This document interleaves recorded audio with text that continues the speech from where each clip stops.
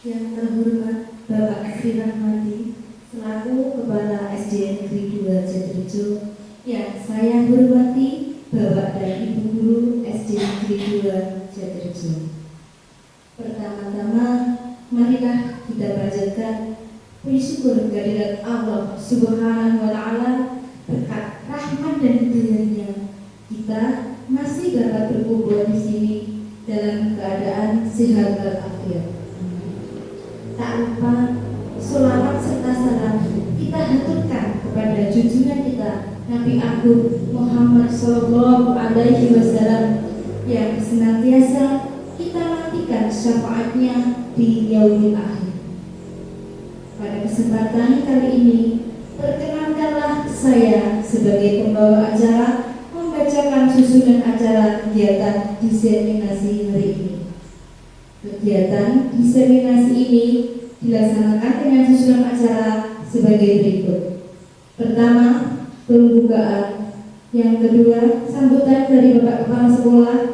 Yang ketiga, pemaparan materi modul 1.4 tentang budaya positif oleh CGP dari SD Negeri 2 Jatirejo, Ibu Nuni Indriani. Yang keempat, refleksi atau tanggapan dari rekan sejawat. Yang terakhir yaitu penutup. Untuk mempersingkat waktu, kita menginjak acara pertama yaitu pembukaan. Marilah bersama-sama kita membaca basmalah. Bismillahirrahmanirrahim. Menginjak acara kedua yaitu sambutan dari Bapak Kepala Sekolah, Bapak Sri Rahmadi, dipersilakan.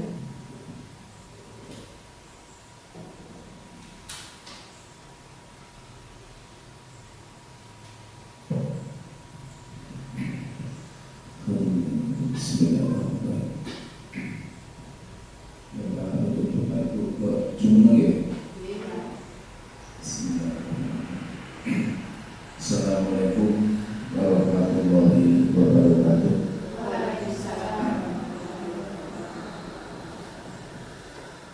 Bapak dan Ibu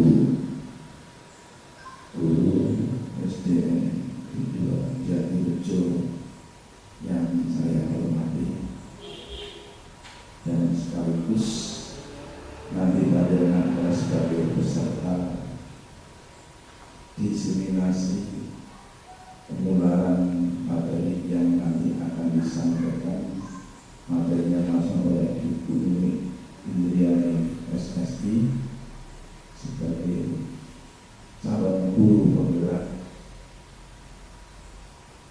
Sebelumnya marilah kita bersama-sama untuk selalu dan selalu mengajarkan puji syukur kepada Allah Subhanahu wa Ta'ala, Tuhan yang Maha Esa, karena limpahan rahmat dan hidayahnya kepada kita semua, sehingga pada siang hari ini kita masih bisa berkumpul bersilaturahmi, yaitu dalam rangka acara oleh yang nanti akan disampaikan oleh Ibu Nuni Indriani, yaitu diseminasi penularan materi. Bapak dan Ibu SD Negeri Jatirejo yang saya hormati, saya mengucapkan terima kasih sekali kepada panjenengan sami bisa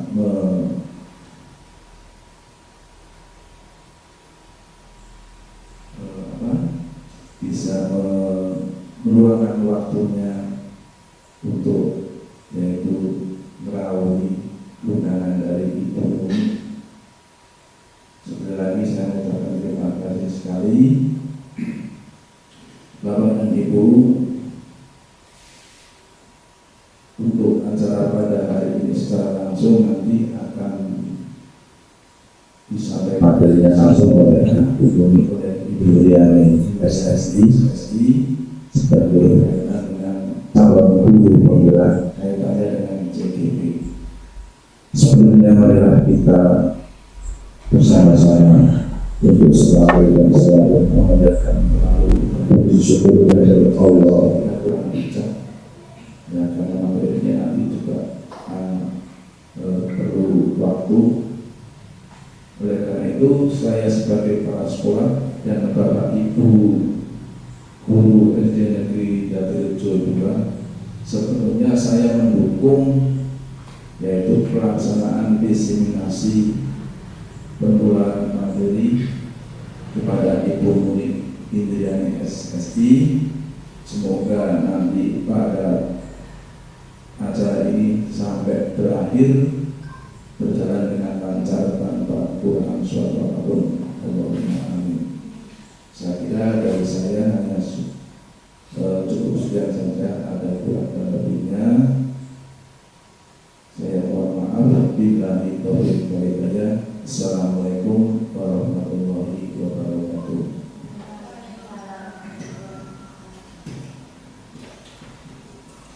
Terima kasih sambutannya dari Bapak Silah tadi. Kita lanjutkan acara yang inti, yaitu pemaparan materi modul 1.4 tentang budaya positif oleh CGP dari SD Negeri 2 Jatirejo, Ibu Murid Indriani SSI. Mohon dipersilakan.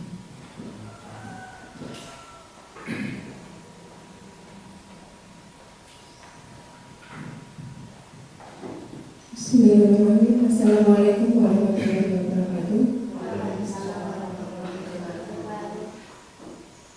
Sebelumnya saya ucapkan terima kasih atas kehadiran Bapak Ibu semua yang bersua meluangkan waktunya yang seharusnya siang ini bisa beristirahat, tapi ini dapat menghadiri acara aksi nyata diseminasi budaya positif.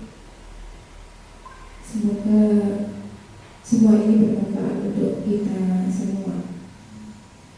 Jadi ini salah satu tugas kami sebagai calon guru penggerak di angkatan 10 Kabupaten Wonogiri. Kita ditugaskan untuk diseminasi penularan materi mengenai budaya positif di lingkungan sekolahnya masing-masing.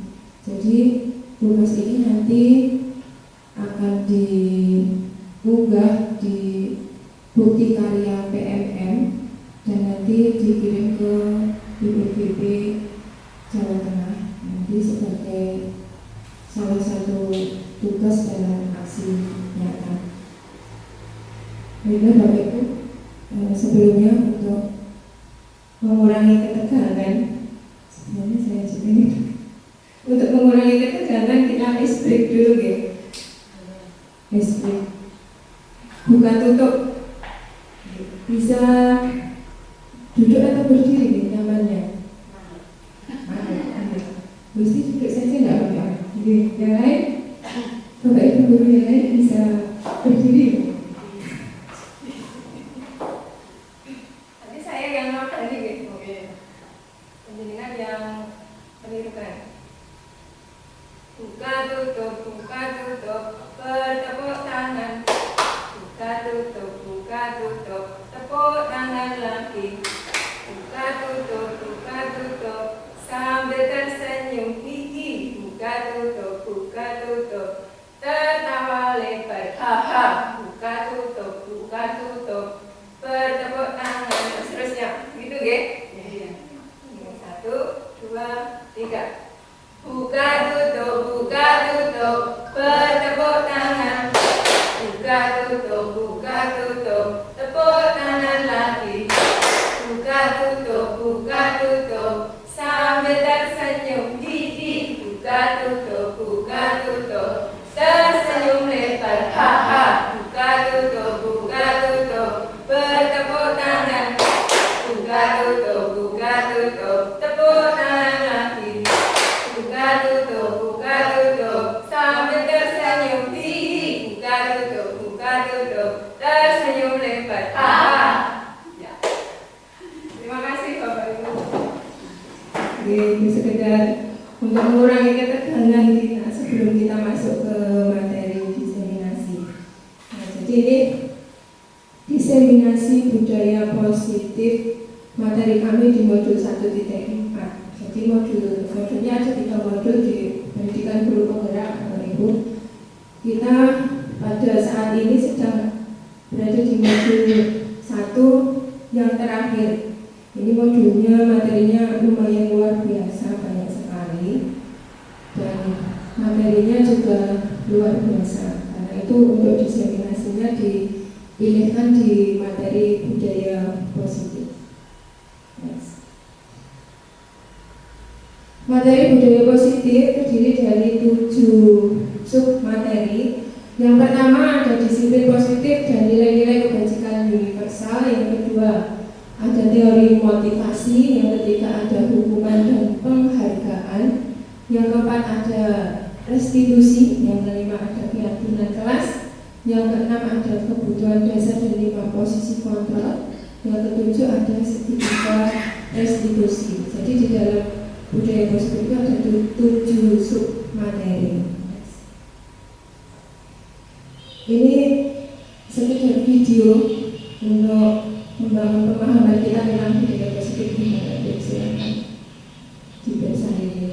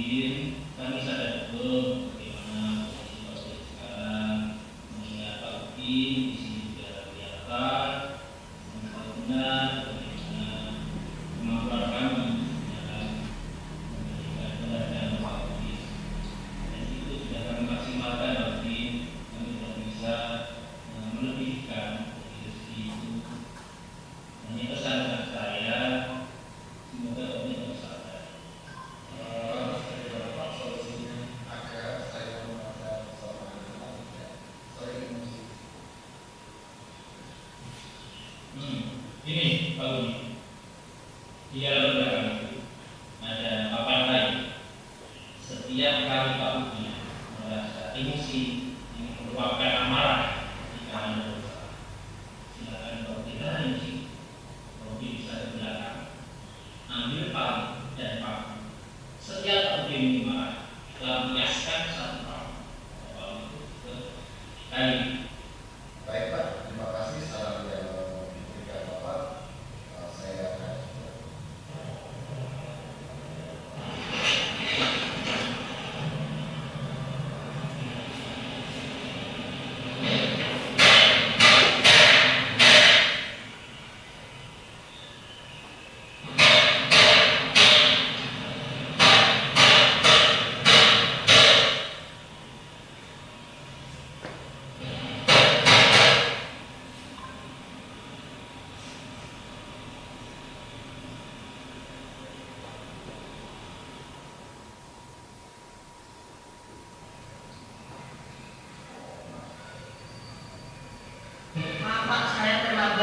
Ya benar, Bapak tahu kamu terlambat. Setiap orang pasti pernah berbuat salah dulu Pak Udin ketika sekolah. Tidak pernah terlambat.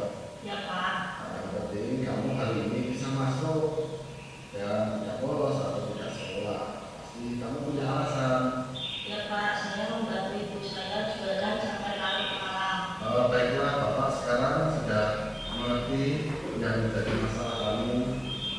Mari kita cari solusinya bersama-sama. Saya tidak tahu Pak.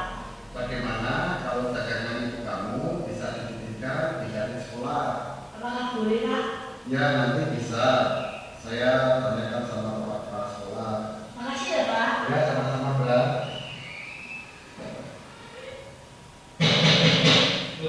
Audin, silakan Pak. Hari ini Pak saya bahagia sekali bisa menahan amanah saya, emosi saya. Hari ini tidak ada satupun Pak yang berkata. Wah, luar biasa Pak Udin. Pak Udin benar-benar melakukan apa yang saya senangi. Tapi begini Pak, selanjutnya setiap kali Pak Udin merasa berbaik dengan anak-anak, tidak emosi lagi, silakan ambil satu persatu paku yang sudah Pak Udin baca.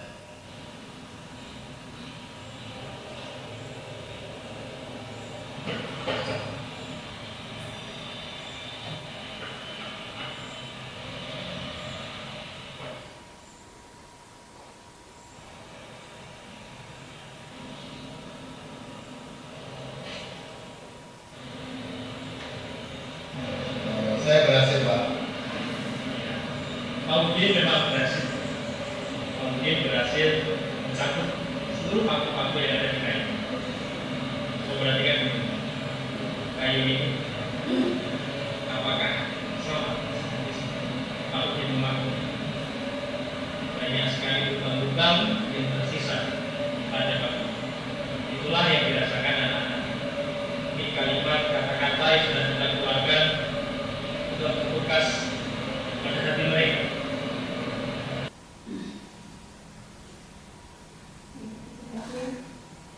Video tentang budaya disiplin positif ini Bapak Ibu. Apa yang muncul dalam hati Bapak Ibu terkait permasalahan yang terdapat dalam video yang sudah ditayangkan tadi? Apa yang menjadi ada di dalam hati apa Bapak Ibu?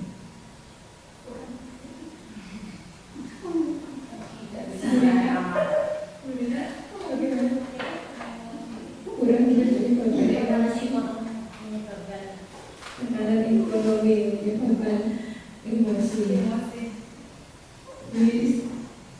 Tidak bisa mengontrol emosi. Tidak bisa mengontrol emosi. Kristi, Sama karena tekanan ekonomi menjadi pemicu permasalahan. ya itu semua berlatar belakang dari tekanan ekonomi, ya kan? Tekanan ekonomi berpengaruh juga pada kinerja kita dan pelampiasannya korbannya bisa ke anak. Next. Menuju ke subjek yang pertama, disiplin positif. Next. Apa makna dari disiplin positif? Selama ini disiplin itu selalu berhubungan dengan kata patuh, tata tertib, hukuman, ketidaknyamanan. Dalam budaya kita makna kata disiplin dimaknai menjadi sesuatu yang dilakukan seorang pada orang lain untuk mendapatkan kepatuhan.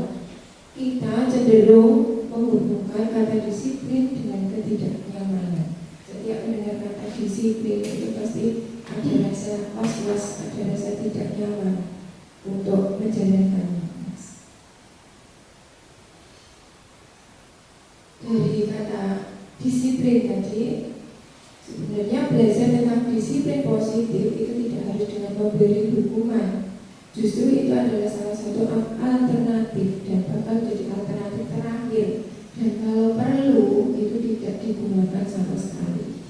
Jadi dengan menegakkan disiplin itu tidak perlu ada hukuman, tapi karena tadi kan terbawa emosi, terbawa emosi dan emosi yang tidak terkontrol, akhirnya siswa yang menjadi korbannya. Nah, ini salah satu makna dari disiplin. Bagaimana kita membuat disiplin itu menjadi sebuah disiplin yang positif. Next. Menurut tokoh Ki Hajar Dewantara, disiplin positif menyatakan bahwa mencapai kemerdekaan dalam konteks pendidikan kita saat ini, untuk menciptakan murid yang merdeka, syarat utamanya adalah harus ada disiplin yang kuat. Jadi modal utama dalam kurikulum merdeka, semuanya merdeka, itu harus mempunyai disiplin yang kuat. Disiplin yang dimaksud adalah disiplin diri yang memiliki motivasi internal. Artinya motivasi untuk disiplin itu tumbuh dari dalam diri kita sendiri. Jika kita tidak memiliki motivasi internal, maka kita memerlukan pihak lain untuk mendisiplinkan kita, atau pihak lain itu yang disebut motivasi eksternal, karena berasal bukan dari diri kita. Jadi disiplin itu ada dua motivasi, motivasi internal dan motivasi eksternal. Internal itu muncul dari dalam diri kita sendiri, tumbuh kesadaran dari dalam diri kita sendiri. Dan motivasi eksternal itu ketika kita tidak bisa mengontrol diri kita, maka kita akan dikontrol oleh orang lain. Itulah yang disebut sebagai motivasi eksternal. Next. Seseorang yang memiliki disiplin diri berarti mereka bisa bertanggung jawab terhadap apa yang dilakukannya, karena mereka mendasarkan tindakan mereka pada nilai-nilai kebijakan universal. Ki Hajar Dewantara menyatakan pertanggungjawaban itu selalu menjadi sisihannya hak dan kewajiban. Jadi tanggung jawab itu bersanding dengan hak dan kewajiban dari seseorang yang pegang kekuasaan atau pimpinan pada umumnya. Adapun artinya tidak lain adalah orang tadi harus mempertanggungjawabkan dirinya serta tertib laku dari dirinya segala hak dan kewajibannya. Itu menurut pendapat dari pemikiran Ki Hajar Dewantara dalam konsepsi keteladanan sikap merdeka.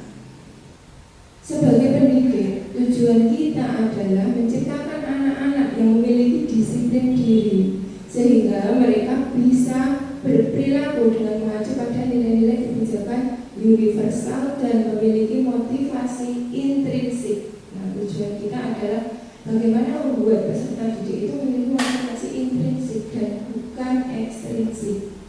Next.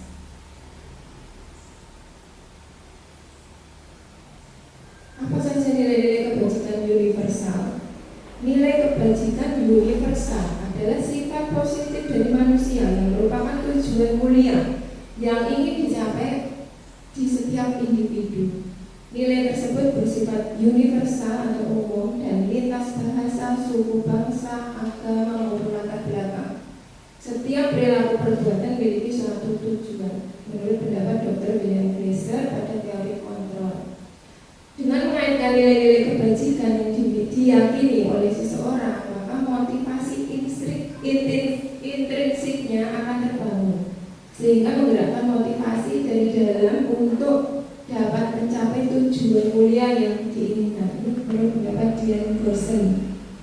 Nilai-nilai kebajikan yang ingin dicapai oleh setiap anak Indonesia saat ini kita kenal dengan yang namanya profil pelajar Pancasila, yang terdiri dari 6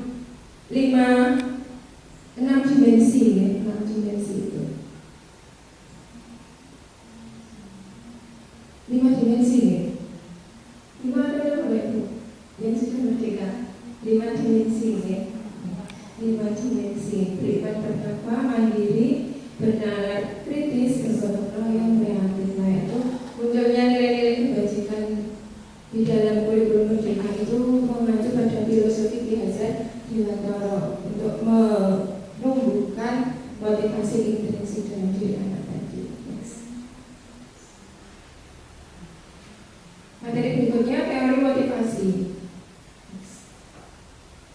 Teori motivasi perilaku manusia seperti yang saya sebutkan tadi, bahwa motivasi itu ada motivasi eksternal dan internal. Motivasi eksternal biasanya menghindari ketidaknyamanan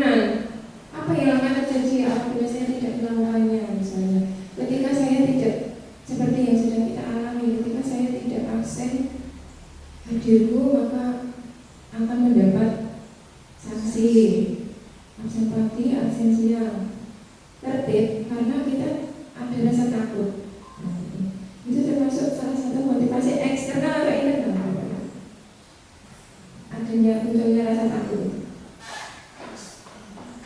Eksternal atau internal? Adanya rasa takut melakukan sesuatu tapi disertai dengan rasa takut, rasa khawatir, was-was.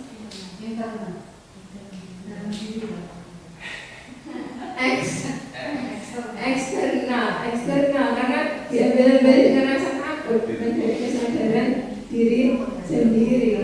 Takut orang absen nanti jangan-jangan kayak dapat sanksi. Apa yang akan saya dapatkan apabila saya melakukannya? Jika saya tidak absen, apa yang akan saya dapatkan? Pasti semuanya tidak ingin mencoba seperti itu. Eksternal. Yang ketiga, untuk menghargai diri sendiri. Saya akan menjadi orang yang seperti apa bila saya melakukannya? Ketika saya apa? Fungsinya saya itu absen pagi, absen pulang. Fungsinya apa dalam diri saya? Nah, tidak usah, misalnya tidak ada peraturan pun, saya pasti akan berangkat pagi dan akan pulang sesuai dengan waktunya pulang. Nah, itulah yang kita harapkan. Itulah yang disebut dengan motivasi internal, motivasi yang muncul dari dalam diri kita sendiri, munculnya kesadaran. Nah, itulah yang menjadi tujuan dari disiplin positif. Hukuman dan penghargaan materi yang ketiga. Dihukum oleh penghargaan tapi kok hukuman? Selama ini kita melihat penghargaan itu suatu apresiasi, tapi ternyata penghargaan itu bisa menjadi hukuman. Bagaimana penghargaan bisa menjadi hukuman? Penghargaan berlaku sama dengan hukuman, dalam arti meminta atau membujuk seseorang melakukan sesuatu untuk memenuhi suatu tujuan tertentu dari orang yang meminta atau membujuk tersebut. Dorongannya eksternal dan akan ada faktor ketergantungan. Beberapa dampak dari pemberian penghargaan tersebut ini menurut Alfie Cohen, pendapatnya Alfie Cohen, mempunyai pengaruh. Penghargaan punya pengaruh jangka pendek, bahkan bisa juga jangka panjang. Penghargaan menghukum, bisa menghukum. Penghargaan bisa mengurangi ketepatan. Penghargaan juga tidak akan efektif. Penghargaan bisa merusak hubungan. Nah, misalnya ketika kita mendapatkan penghargaan dan yang lain tidak, mungkin ada rasa kesenjangan. Nah, itulah penghargaan bisa menjadi hubungan. Jadi kita akan selalu ketergantungan. Jika melakukan sesuatu, maka kita mengharapkan suatu penghargaan. Jadi itu memunculkan motivasi internal atau eksternal. Mengharapkan penghargaan. Eksternal. Dihukum oleh penghargaan. Penghargaan itu akan menurunkan kualitas. Mengapa?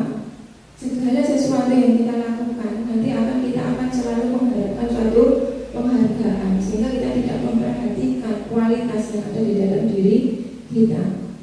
Penghargaan juga mematikan kreativitas. Kreativitas menjadi tidak berkembang karena kita hanya mengharapkan suatu penghargaan.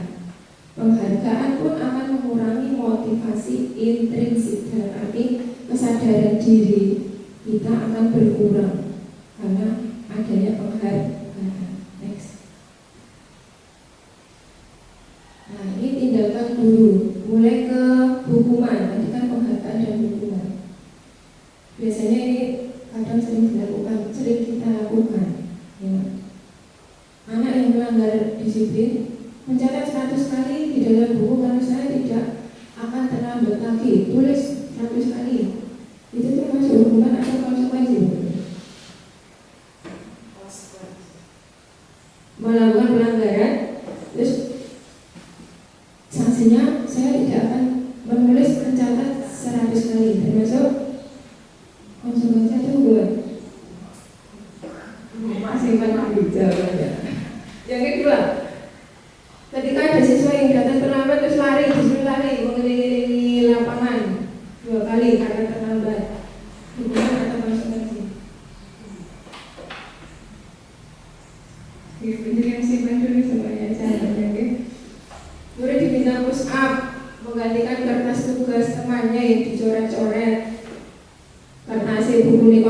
diorek-orek. Nah, sanksinya disuruh ganti buku. Nah, itu termasuk konsekuensi atau hukuman. Kemudian murid mengenakan sepatu seharian, disuruh mengenakan sepatu seharian karena tidak menggunakan sepatu hitam. Ini sanksi untuk murid yang tidak tertib menggunakan warna sepatu yang sudah ditentukan. Kemudian mengelilingi lapangan basket 2 kali karena terlambat 10 menit tapi dalam pelajaran PJOK. Nah, ini konsekuensi atau hukuman. Ya, itu tadi jawaban yang kira-kira benar semua tidak Bapak Ibu? Yang Bapak Ibu jawab. Ya, jadi di sini ada 3 konsekuensi. Kenapa masuk hukuman? Mengapa masuk konsekuensi? Yang pertama, mencatat 100 kali dalam buku kalimat saya tidak akan terlambat lagi, termasuk hukuman. Mengapa masuk hukuman? Apakah itu berhubungan dengan materi yang kita sampaikan? Jika tidak berhubungan dengan materi, maka sanksi tersebut masuknya hukuman, karena tidak ada hubungannya. Sanksi yang kita berikan itu tidak ada hubungannya dengan materi yang akan kita berikan. Yang kedua, siswa yang datang terlambat disuruh keliling lapangan 2 kali. Apa hubungannya antara keliling lapangan dengan menanamkan tadi disiplin tadi? Ya mungkin kita ingin menumbuhkan efek jerah. Semuanya pasti saya termasuk saya untuk menumbuhkan efek jerah, kemudian beri sanksi kepada anak, kok boleh dibaleni. Tapi ternyata itu mempunyai dampak yang luar biasa. Karena itu masuk ke kategori hukuman, karena selama sanksi kita itu tidak berhubungan dengan materi yang akan kita ajarkan, maka itu masuk ke hukuman. Termasuk push up 15 kali. Ya, kalau yang disuruh push up itu fisiknya kuat, kalau tidak kuat semaput. Nah, kita yang kena sanksi juga. Konsekuensi menggantikan kertas tugas teman yang telah dicoret-coret. Kenapa itu masuk konsekuensi? Kenapa masuk konsekuensi? Ketika anak tersebut mengganggu temannya, mengganggu buku temannya, maka konsekuensinya ya harus mengganti. Nah, itu masuk ke konsekuensi. Ketika meja temannya itu dikotori dengan tumpahan air, maka konsekuensinya ya harus membersihkan. Itu masuk konsekuensi. Untuk yang ketujuh, mengenakan sepatu seharian. Nah, itu termasuk hukuman. Mengelilingi lapangan basket itu hampir sama dengan yang nomor 2. Kenapa kok yang bawah itu masuk ke konsekuensi? Apa bedanya dengan yang nomor 2 tadi? Pas pelajaran PJOK, karena itu sesuai dengan materi pelajaran PJOK, sehingga masuknya ke konsekuensi. Meskipun dihukum, tetapi itu berhubungan dengan materi yang akan diajarkan. Perbedaan hukuman dengan konsekuensi. Hukuman, sesuatu yang menyakitkan itu harus terjadi. Kalau dihukum itu semua orang pasti tidak ingin dihukum. Jadi hukuman itu pasti dampaknya menyakitkan. Membuat anak sakit, bisa sakit fisik maupun sakit hati untuk jangka waktu yang lama. Seperti tadi dalam film tadi, ketika Pak Udin tadi menancapkan paku, dan ketika paku itu sudah dijabut, ternyata masih ada bekas. Begitu juga dengan hati anak-anak. Bisa juga anak membenci tentang kedisiplinan. Kita berniat untuk menanamkan disiplin, tapi justru karena adanya sakit hati, anak menjadi benci. Hukuman itu pasti ada paksaan untuk harus melakukannya. Mendorong anak menyakiti diri sendiri, karena anak merasa bersalah sehingga anak itu bisa juga menyakiti diri sendiri. Ada konsep diri yang buruk.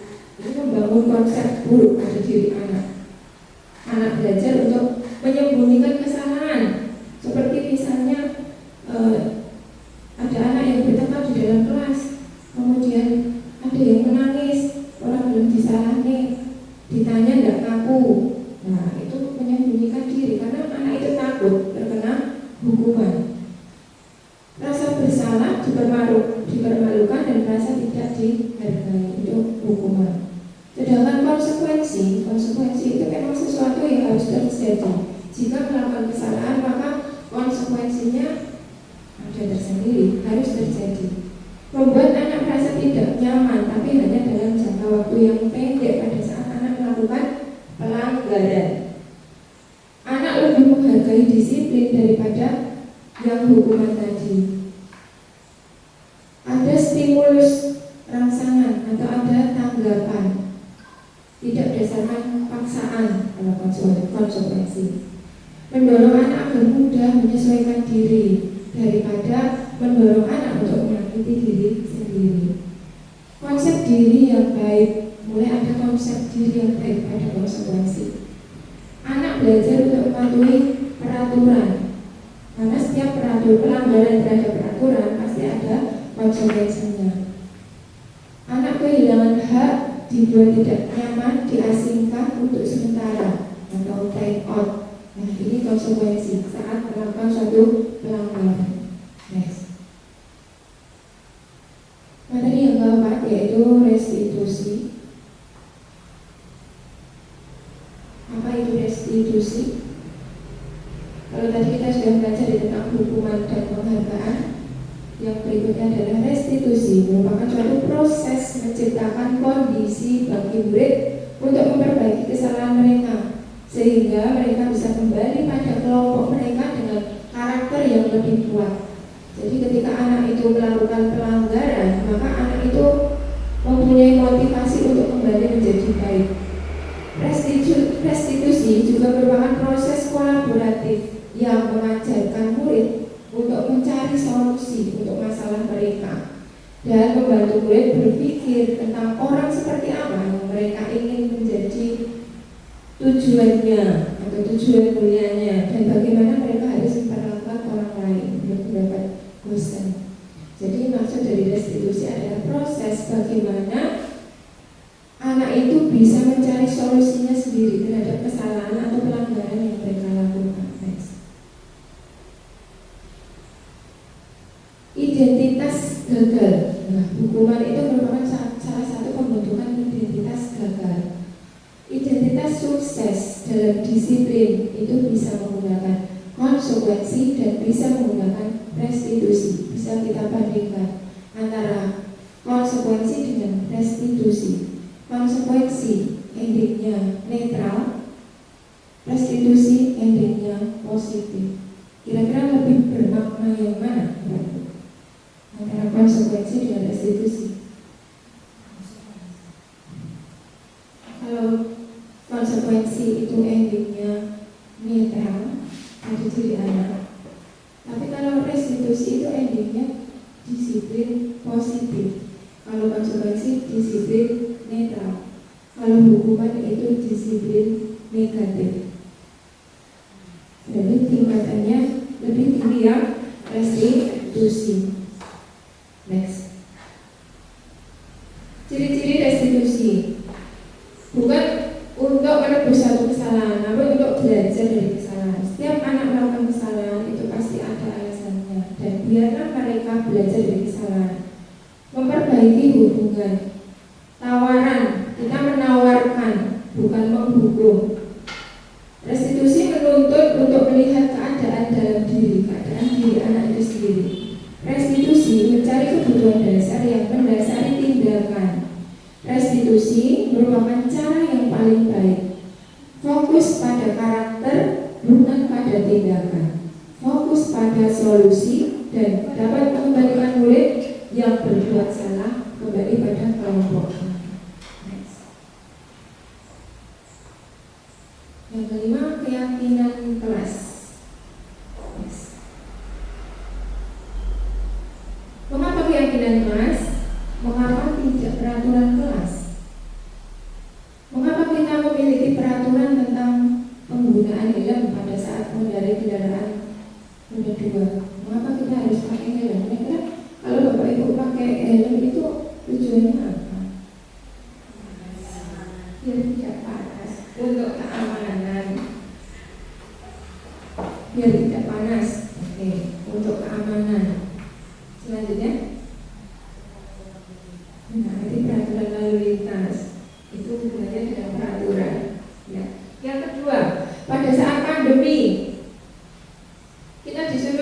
mematuhi peraturan 3M, menggunakan masker, mencuci tangan, dan menjaga jarak 1,5 meter. Kira-kira itu apa itu? Karena peraturan pemerintah satu untuk menjaga kesehatan.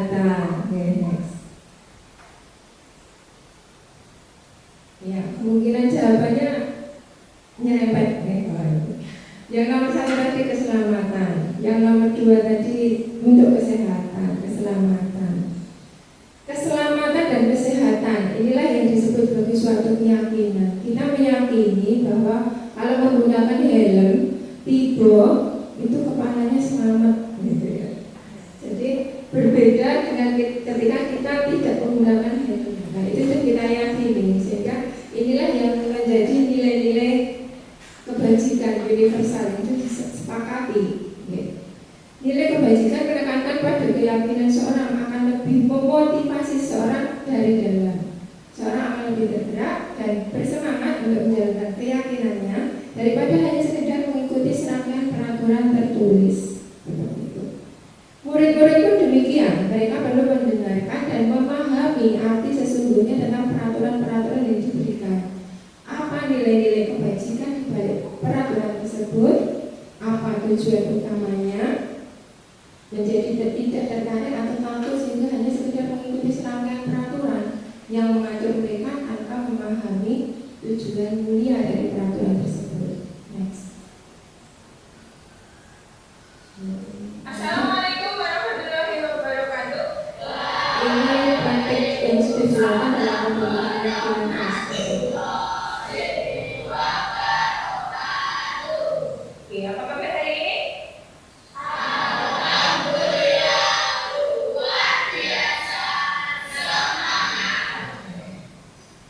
Pada awal semester ini, hari ini kita akan membentuk suatu keyakinan kelas yang nanti akan kita terapkan di dalam kelas 6 ini supaya kondisi di dalam kelas bisa berjalan dengan kondusif, nyaman. Keyakinan kelas. Ada yang tahu keyakinan kelas itu apa? Keyakinan kelas apa sih? Merupakan kesepakatan kelas. Kesepakatan kelas itu harus bagaimana? Aman, nyaman, tentram. Harus dijalankan dengan seperti apa? Dengan bertanggung jawab. Nah, keyakinan kelas itu akan muncul dari dalam diri kita sendiri. Ya, jadi nanti ketika keyakinan kelas sudah terbentuk, maka kita sadar jika melakukan pelanggaran. Nanti guru akan membagikan kertas ini namanya sticky note. Jadi nanti silakan kalian menuliskan satu keyakinan kelas saja, satu keyakinan kelas yang menurut kalian harus dilaksanakan di dalam kelas. Kalian akan menjadikan kelas kalian itu menjadi seperti apa? Senyaman apa? Nah, jadi tulis apa yang ini semuanya tulis gitu, semuanya tulis. Ke depan. Yang sudah satu aja. Cukup dulu tulisannya. Dan guys senang. Belum. Kasih nama. Apa-apa, yang penting terbaca. Apa-apa, yang penting terbaca. Tempel, yang sudah tempel. Tempel. Nah, yang sudah.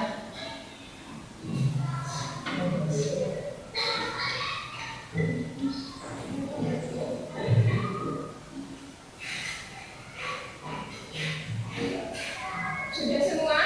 Sudah. Kita lihat. Laksanakan tiket kelas agar kelas menjadi nyaman. Ini tiket ya, tiket di sini. Sini tiket.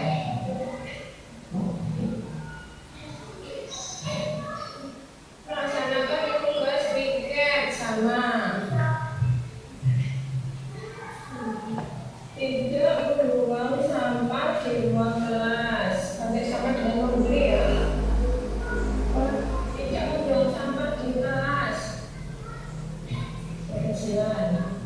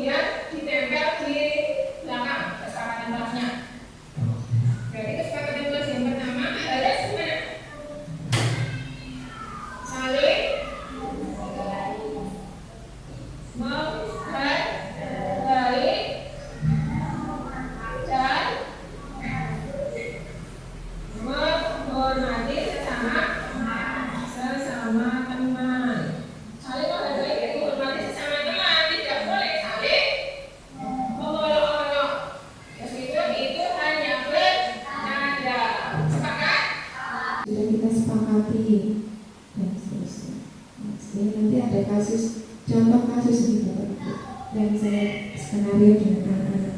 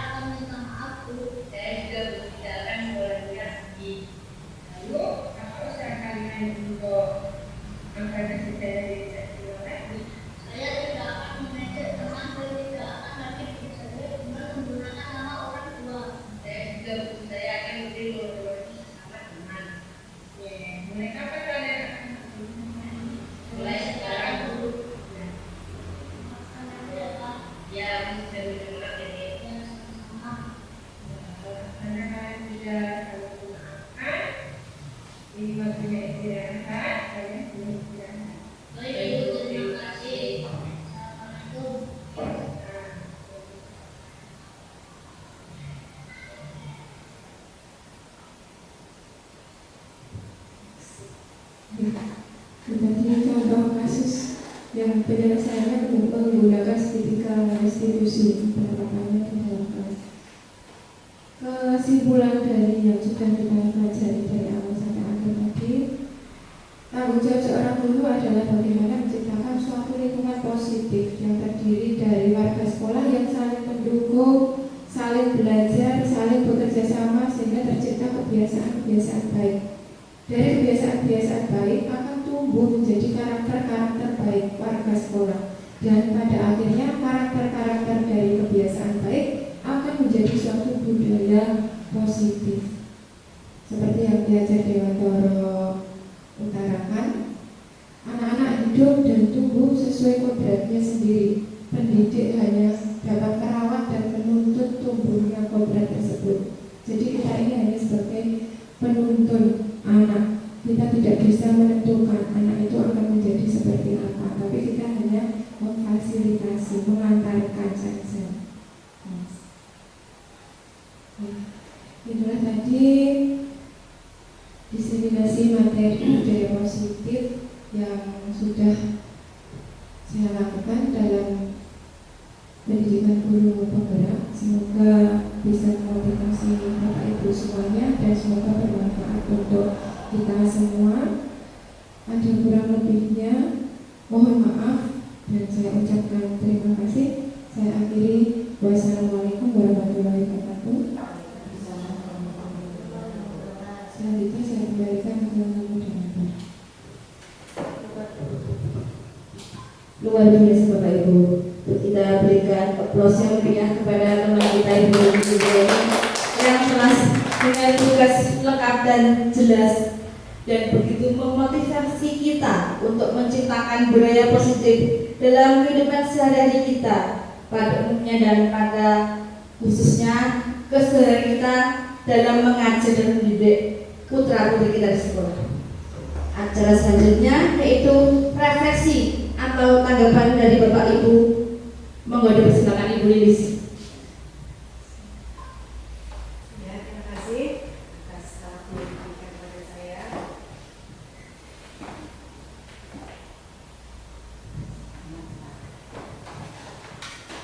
Ya, terima kasih. Di sini saya akan memberikan refleksi dari pemaparan yang telah disampaikan oleh Ibu Nuni mengenai disiplin positif. Materi yang disampaikan sangat bermanfaat bagi kami. Nanti di sini kami juga akan menerapkan mengenai membentuk keyakinan kelas. Dimulai dari peraturan kelas, kemudian akan dijadikan keyakinan kelas. Setelah melihat dan mendengar penjelasan dari Ibu Nuni tadi, ternyata dari peraturan kelas yang dijadikan keyakinan kelas itu akan membentuk budaya disiplin positif bagi anak. Jadi anak-anak nanti dengan adanya keyakinan kelas, dengan adanya konsekuensi dari melakukan kesalahan terhadap keyakinan kelas yang ada, itu akan menumbuhkan disiplin positif bagi anak. Nanti Bapak Ibu di sini juga akan melaksanakan seperti itu ya Bu, untuk menerapkan, membiasakan kedisiplinan anak. Jadi materi untuk hari ini sangat bermanfaat bagi kami. Terima kasih atas materi yang diberikan, intinya sangat bermanfaat. Terima kasih. Terima kasih Ibu Lilis atas tanggapan atau refleksinya tentang materi modul 1.4 tentang budaya positif. Dari demikian penjelasan dapat kita tarik benang merahnya Bapak Ibu. Jika kita terapkan budaya positif, jika kita mulai melaksanakan dari dalam diri kita sendiri, akan membawa dampak positif bagi diri kita sendiri maupun orang lain serta lingkungan sekitar kita. Ibadah kita di penghujung acara, yaitu acara penutup. Marilah bersama-sama kita mengucap hamdalah. Alhamdulillahirabbil alamin. Demikian yang dapat saya sampaikan. Saya selaku pembawa acara mohon maaf jika ada salah kata. Billahi taufik wal hidayah. Wassalamualaikum warahmatullahi wabarakatuh.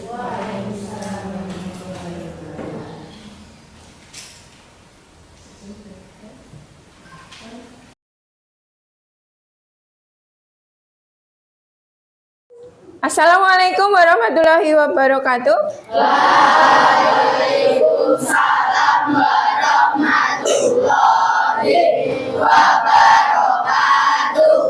Oke, apa kabar hari ini? Alhamdulillah luar biasa semangat. Oke. pada awal semester ini, hari ini, kita akan membentuk suatu keyakinan kelas yang nanti akan kita terapkan di dalam kelas 6 ini supaya kondisi di dalam kelas bisa berjalan dengan kondusif, nyaman. Keyakinan kelas. Ada yang tahu keyakinan kelas itu apa? Keyakinan kelas apa, Din? Merupakan kesepakatan kelas. Kesepakatan kelas itu harus bagaimana? Aman, nyaman, tentram. Harus dijalankan dengan seperti apa? Dengan bertanggung jawab. Nah, kalau keyakinan kelas itu akan muncul dari dalam diri kita sendiri. Ya, jadi nanti ketika keyakinan kelas sudah terbentuk, maka kita sadar jika melakukan pelanggaran. Nanti Bu Nuni akan membagikan kertas, ini namanya sticky note. Jadi nanti silahkan kalian menuliskan satu keyakinan kelas saja, satu keyakinan kelas yang menurut kalian harus dilaksanakan di dalam kelas. Kalian akan menjadikan kelas kalian itu menjadi seperti apa, senyaman apa. Nah, berarti tulis apa yang semuanya nulis, G. Semuanya nulis. Ke depan. Yang sudah. Satu aja. Sing gede tulisannya. Gak dikai jeneng. Belum. Kasih nama.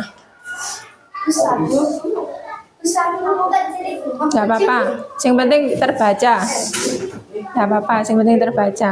Tempel. Nah, sudah tempel. Tempel. Enggak, nek sudah.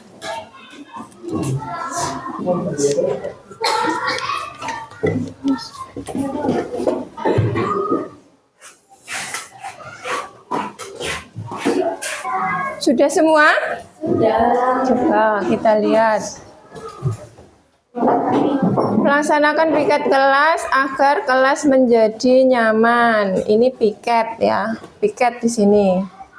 Sini piket.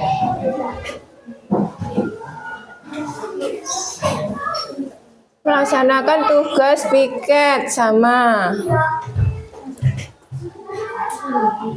Tidak membuang sampah di ruang kelas. Hampir sama dengan membuli ya.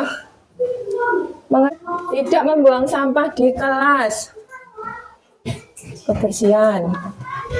Kemudian tidak merusak fasilitas sekolah. Mana tadi fasilitas ini ya? Tidak mengolok-olok nama orang tua. Nah, oke, dewe berarti ini ya, paling banyak berarti.